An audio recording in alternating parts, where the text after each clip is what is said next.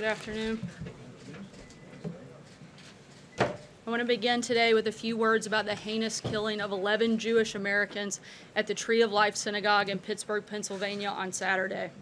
As you know, the shooter is in custody and the FBI is on the scene leading the investigation with the support of state and local law enforcement. This atrocity was a chilling act of mass murder, it was an act of hatred, and above all, it was an act of evil. Anti-Semitism is a plague to humanity, and it is responsible for many of the worst horrors in human history. We all have a duty to confront anti-Semitism in all its forms and everywhere and anywhere it appears. The American people reject hatred, bigotry, prejudice, and violence. We are a nation that believes in religious liberty, tolerance, and respect. And we are a people who cherish the dignity of every human life. Today, America grieves for the precious lives that were cruelly stolen. Our hearts ache for every person who lost a loved one. The 11 Jewish Americans who were horribly murdered represented the very best of our nation. They were brothers and sisters who looked out for each other. They were doctors who cared for citizens in need. They were proud grandparents who taught their grandchildren to value faith, family, and country. And they were the religious heart of the Tree of Life community. Our nation mourns the loss of these extraordinary Americans, and we also pray for those who were wounded. Our hearts are with the 4 brave police officers who were shot and injured while trying to stop the attack. We thank God for these officers and for every member of law enforcement who responded swiftly and bravely.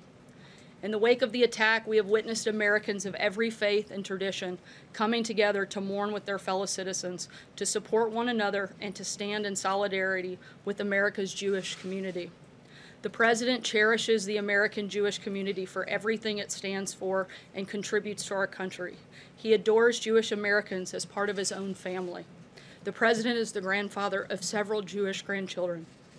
His daughter is a Jewish American, and his son-in-law is a descendant of Holocaust survivors. Tomorrow, the President and First Lady will travel to Pennsylvania to express the support of the American people and grieve with the Pittsburgh community. And with that, I will take your questions. Jonathan. Sir, the President said over the weekend that he could tone up his rhetoric. What does he mean by that? And does he have any concern at all that his words could inspire or provoke troubled people to do awful things?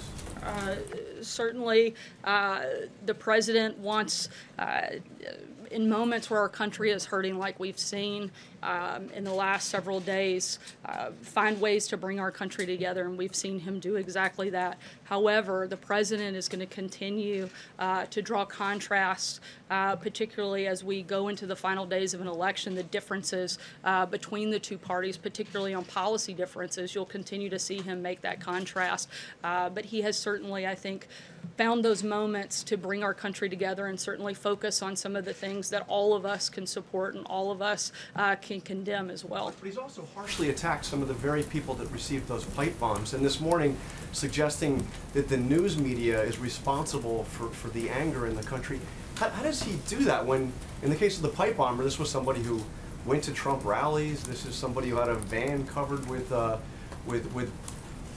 attacks on the media and praise for the president. The shooter in Pittsburgh is somebody who was provoked, it seems, by the caravan that the president has spent so much time talking about. Why is he out there? When you say he's trying to unite the country, why is he out there making these attacks? The very first thing that the President did was condemn the attacks both in Pittsburgh and in the pipe bombs. The very first thing the media did was blame the President and make him responsible for these ridiculous acts. That is outrageous that would be the very first reaction of so many people across this country. I'm not finished. The only person responsible for carrying out either of these heinous acts were the individuals who carried them out. It's not the President, no more than it was Bernie Sanders' fault for the individual who shot up a baseball field of congressional Republicans. You can't start putting the responsibility of individuals on anybody but the individual who carries out the crime. But why is the President suggesting it's the news media? The President's the one placing blame here. No, the President's not placing blame. The President's is not responsible for these acts. Again, the very first action that the President did was condemn these heinous acts. The very first thing that the media did was condemn the President and go after and try to place blame, not just on the President, but everybody that works in this administration. The major news networks' first public statement was to blame the president, and myself included. I mean, that is outrageous that anybody other than the individual who carried out the crime would hold that responsibility. Steve? What's it going to take to stop these killings from happening over and over and over again? You know, I think if we had a good answer to that, I think everybody in the country would support it. If anybody knows the answer, I think certainly this administration would be all ears. The president spends every single minute of every single day looking for the best ways to protect the safety and security of Americans, and we're going to continue to do that. John? There's a second thing. Is the president going to give a speech on immigration this week? What's your thinking about options in terms of closing the border? We'll keep you posted if there's any scheduling announcement on an address on that topic. I'm not aware of that at this point in time. 11 Jewish leaders in the Pittsburgh area have said that the president's visit is not welcome unless and until he denounces fully and forthrightly white nationalism. Does the White House believe this president has done enough to denounce white nationalism? The president has denounced racism, hatred, and bigotry in all forms on a number of occasions. We'll continue to do that. I'm doing it here today. And I would also say at the same time that some individuals, they're grieving, they're hurting. The president wants to be there to show the support of this administration for the Jewish community. The rabbi said that he is welcome as well, and certainly we want to show our support for those individuals. I know that there was another meeting this morning about what to do about the border. You're thinking about an executive action, maybe some sort of regulatory action. Is one of the options being discussed making it impossible for anybody to claim asylum unless they enter through a port of entry? So that would mean that anybody who crosses the border illegally would not be able to make a valid claim of asylum? There are a lot of options that are being discussed right now. The number one priority is looking for ways to secure our borders. We'd love for Democrats in Congress to actually help step up and do their job and help us do that. If they don't and they're unwilling to do, as they've shown in the past that they are, then we're looking at administrative actions that will help and allow us to do so. Raquel? Sarah, thank you very much. About the Brazilian election, the State Department repeated today that the commitment to promoting human rights and democracy will continue to guide the relationship with Brazil. However, the Brazilian president-elected, Bolsonaro, has made very controversial comments about minorities. The opposition defended the military dictatorship in Brazil. My question is if the White House plans to address this and ask assurances from the government, the incoming government in Brazil, that they will protect human rights and democracy in Brazil. And another question, what do you think about these comparisons that a lot of people say? Let me address the first thing. Sure. First, we promote human rights all over the world. We value our long-standing relationship with Brazil. We want to continue to be able to work with them. We'll see what happens from there. Sarah, can I just... Okay, so what do you think about these comparisons? A lot of people are calling Bolsonaro the Trump of the tropics. And if President Trump plans to invite Bolsonaro to the White House, or if he has any plans to go to Brazil anytime soon, maybe attend Bolsonaro's inauguration. There's only one Donald Trump, in my opinion. Stephen, go ahead. I'd like to follow up on John's question about the caravan. The president has used the word invasion to describe this caravan. That's the same word that is mentioned in the Constitution 3 times, invasion, with respect to the powers of the federal government to repel invasion. So my question is have there been any discussions here with respect to that about the fact that the Constitution provides for example, the suspension of habeas corpus if to repel an invasion, if the public safety requires it? Is the president talking about potentially ignoring posse comitatus by having the military go down? There's a provision in the law that allows for a constitutional exemption. Is that in any way under consideration? We're looking at a number of different options. I know that the Department of Defense is holding a press conference this afternoon at 4 o'clock to talk about some of the actions that they'll be taking. I would encourage you to tune into that. John? A note of my question. It has not been ruled out. Those are options on the table?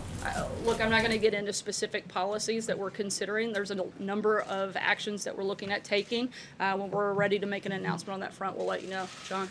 Thanks a lot, Sarah. The midterms are 8 days from today, and we often get from both parties what the midterms actually mean the day after the election. So I wanted to ask you what the midterms mean before the election. The president on October the 18th in Mississippi said, I'm not on the ticket, but I am on the ticket because this is also a referendum on me. Is that right? Is this midterm election a referendum on the president? Look, I can't get into specifics that will impact the election, but I can tell you that the president wants to see more people that support his policies elected than not. Phil. Sarah, it's now been 4 weeks since Jamal Khashoggi was murdered inside the Saudi consulate in Istanbul. The president said early on that if the Saudis are found responsible, there would be severe punishment. That's his word.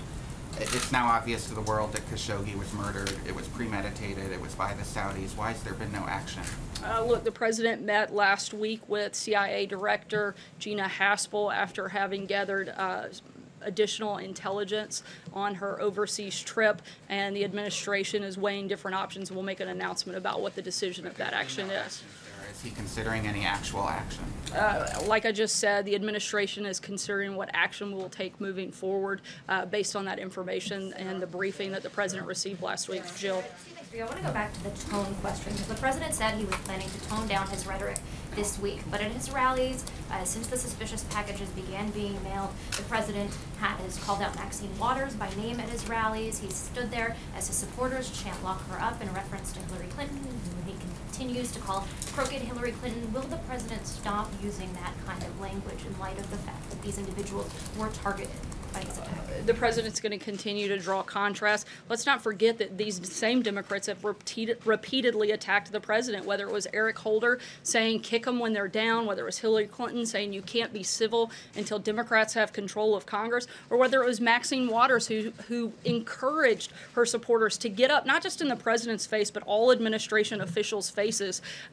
Those actions are from those Democrats. The president's going to continue to fight back when these individuals not only attack him, but attack members of his administration and supporters of his administration. John? Sorry, go ahead. Follow up on something else.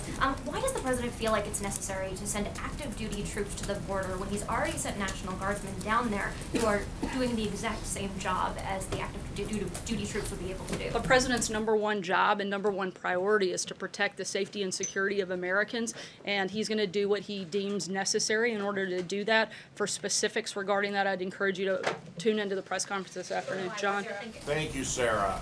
Two brief questions. The first, a follow-up about the question on Brazil. Up until a few months ago, you used to give us readouts of the president's calls with world leaders, including congratulatory calls to newly elected leaders, such as President Macron, Chancellor Merkel. Did the president, or does the president, plan to make a call to President-elect Bolsonaro? He did, and he spoke with him last night. I actually sent a note to the White House press pool. If you didn't receive that, I'll make sure you do after the briefing's over. Sorry, second question. Sarah, is this, with the election 8 days away, some Republicans, such as Mr. Hugan, the nominee for the Senate in New Jersey, do not mention the president at all, do not invoke his name or image. Others, such as Mr. DeWine, running for governor of Ohio, have him in brochures and pictures. Is the president aware that some candidates run against him, and is this going to enter into his decision where to go in the final days? That's a decision for individual candidates to make. I think the president has an incredible story to tell. He's had a historic first 2 years, a number of successes that I think any Republican running for office should be proud of. Jim. Sarah, yeah, I wanted to ask you, David Lappin, who was spokesperson over at DHS under General Kelly, Chief of Staff Kelly, a former Marine, worked at the Pentagon, tweeted this morning, I dealt with the news media nearly every day. I know quite a bit about the press and know this. They are not the enemy of the American people. Shouldn't you reserve the term enemy for people who are actually the enemy of the United States rather than journalists? The president's not referencing all media. He's talking about the growing amount of fake news that exists in the country, and the president's calling that out. May I ask a follow-up? Sure. May I ask a follow-up, please? May Go I ahead, ask a follow-up, please? Since you mentioned that, the president said this morning the fake news media, the true enemy of the people, must stop the open and obvious hostility and report the news accurately and fairly. Can you state for the record which outlets that you and the president regard as the enemy of the people? I'm not going to walk through a list, but I think those individuals probably know who they are.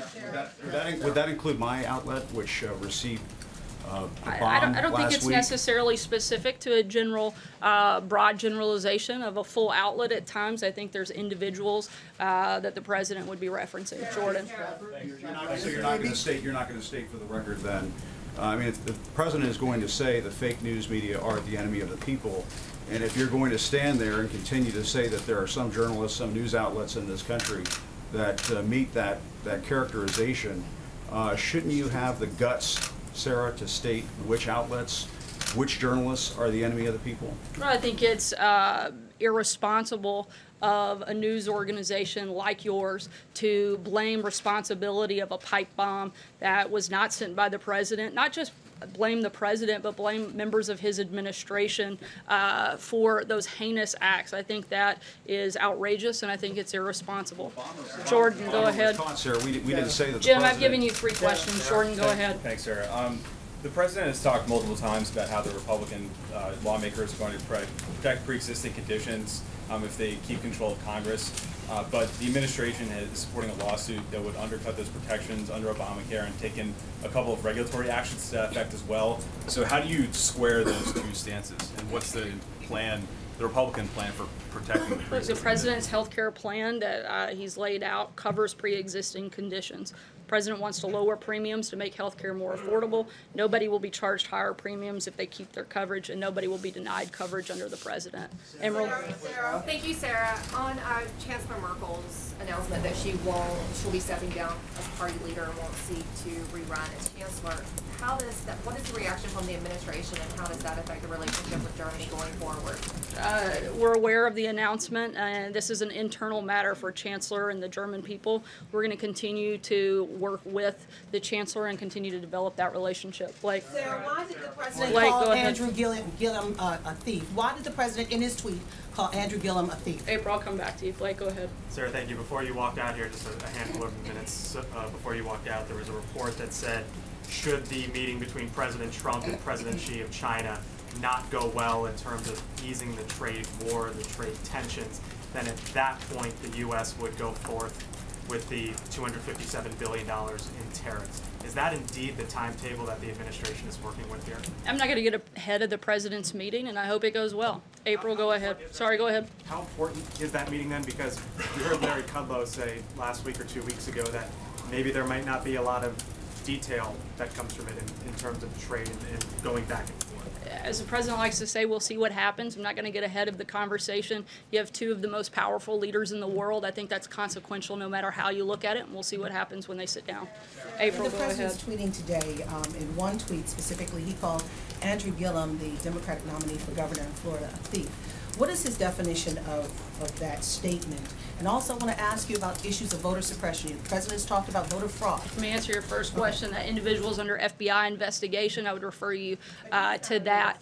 I'm not going to get into specifics on that matter because it involves 2 candidates running for office, and I'm not going to impact that due to the Hatch Act. I'll leave that to the president to make those types of statements. And your second question. Yes, second question. The president talks about voter fraud at a time when there are allegations and proof of voter suppression taking place in the state of Georgia, where Stacey Abrams is ahead of the Republican contender, and also in North Dakota, where Native Americans who don't have a street address but have a P.O. box if they live on reservations, they're not able to vote. So what's going on with that? Is the president talking about that? Is he working on that Certainly, issue? we don't support any type of voter suppression. What we do support is voter integrity. Again, I'm not going to weigh into specifics that have impact on this election that's a few days away. I'll leave that for the president to lay out that specific case. Sager, go ahead. Thanks, Sarah.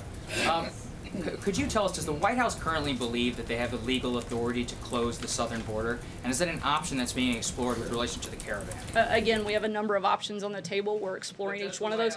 When we have a decision on that, we'll let you know. Vivian. Thanks, Sarah. 2 questions, please. First, last week we asked the president whether he'd call President Obama or any of the others that the bombs were addressed to, and he said, if they want me to, but we'll probably pass. Can you explain why that decision was taken? The president did speak with Governor Cuomo of New York last week, and as of this time, there aren't any plans for other calls. If there are, we'll let you know. Hallie, go ahead. So Last can I question. ask one more about Jamal Khashoggi? Can you tell us if CIA Director Haspel actually heard the tape that the Turks allegedly have proving that he was killed in the embassy? I can't confirm or deny the specifics of the intelligence that Director Haspel saw while she was there. Last question, Hallie, go ahead. So throughout the course of this briefing, you have repeatedly defended the president's attacks on his political opponents as valid because the midterms are coming up. So at what point does the White House Not because of the midterms. I've defended the president. I've defended the president fighting back when he's regularly attacked. There's a difference. It doesn't matter if there's a midterm or not. The president's going to defend himself and he's going to fight back. From a political perspective, right? You're making that point. From any perspective. But at what point does a national tragedy take precedence over the president needing to punch back? If not now, when? I think you saw the president do exactly that in the wake of a national tragedy, not just this week, but every time our country has experienced the type of heartache and pain that we have over the last week.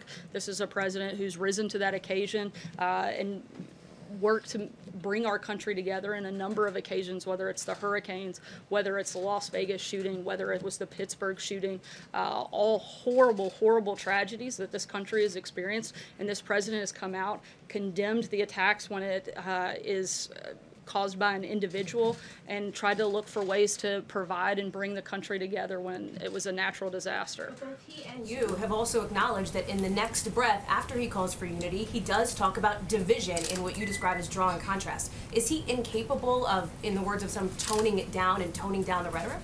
Again, I think the president has had a number of moments of bringing the country together. Once again, I'll remind you that the very first thing the president did was condemn the attacker, and the very first thing the media did was blame the president.